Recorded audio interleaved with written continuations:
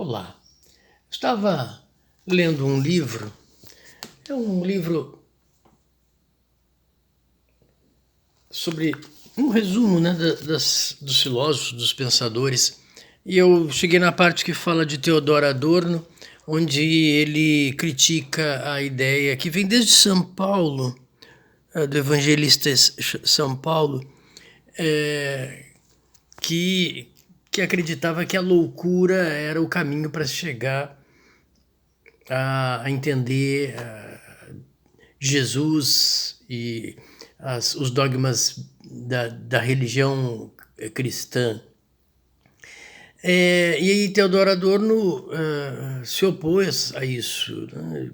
Theodor Adorno acredita numa razão, ainda que essa razão ela tenha demonstrado uma incapacidade de resolver todos os problemas. Ele inclusive fala de uma razão comunicativa, que é na troca de opiniões é que nós vamos aperfeiçoando a nossa capacidade racional. Né? De alguma maneira, um ponto que me chama a atenção é que a humanidade gosta muito de dualismos. Né? Então, de um lado, você tem a loucura, de outro lado, a razão, como se fossem opostos. Eu acho que esse se a gente for pensar, que talvez esse seja um primeiro contato com a verdade, quando você se depara com oposições. Mas com o tempo você percebe que não há realmente oposições. São momentos, né, de uma mesma coisa. Lembra muito aquela noção de Heráclito de que o caminho para cima é o mesmo caminho para baixo. Então não haveria essas oposições. Você pode pensar, por exemplo, que a razão também é um tipo de emoção, assim como a loucura é um tipo de emoção. Claro que a loucura vai ser entendida como uma emoção exagerada, uma reação exagerada. Theodor Adorno fala do estúpido, né? Beatificar o estúpido. É claro que isso tem acontecido muito hoje em dia, com as chamadas fake news, a ideia de que todo mundo tem opinião para tudo, né? E às vezes a opinião de um especialista ela é criticada por alguém que não tem nenhuma ideia do que está dizendo. Saiu até uma charge brincando, né?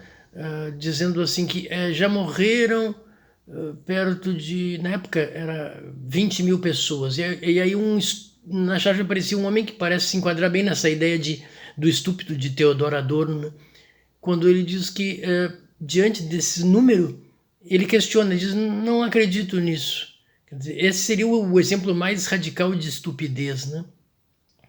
De qualquer maneira, o ponto que eu quero tentar mostrar aqui é que às vezes a loucura ela pode ser um tipo de razão quando toda a intensidade dela tem sentido de existir.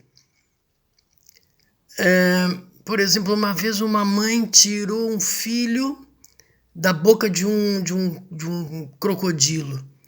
Ali havia uma loucura, mas também uma racionalidade presente. Eu não vejo como separar as duas coisas. Talvez até identificá-la como uma coisa só. Porque a mãe talvez tenha pensado que o jacaré não era muito mais comprido do que ela, do que a altura dela, e que poderia dar conta de abrir a boca do animal e retirar o filho que estava ali preso, acho que pelo braço ou pela perna. Então, acho que a loucura e a razão são formas de emoção.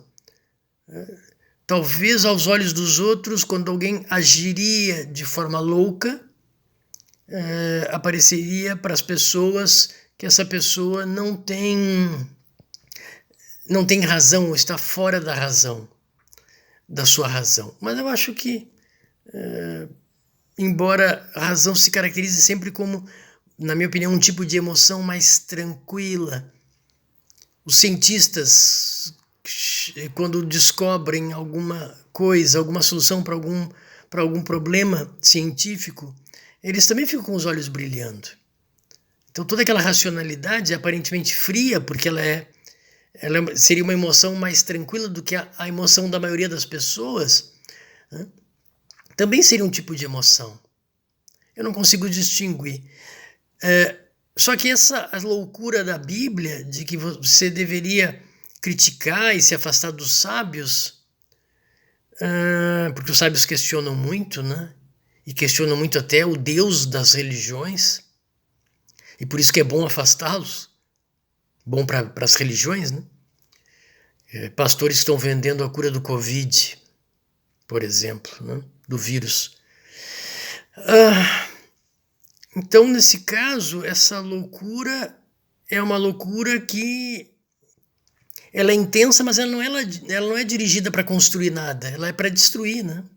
Então é uma emoção destruidora, e nesse ponto, nesse sentido, acho que Teodoro Adorno está certo, quando devemos evitar esse tipo de loucura que não acrescenta nada, a não ser mantém o indivíduo no seu fanatismo, que pode ser como uma droga, né, entorpecente, pode dar uma certa felicidade, mas que no final das contas é momentânea.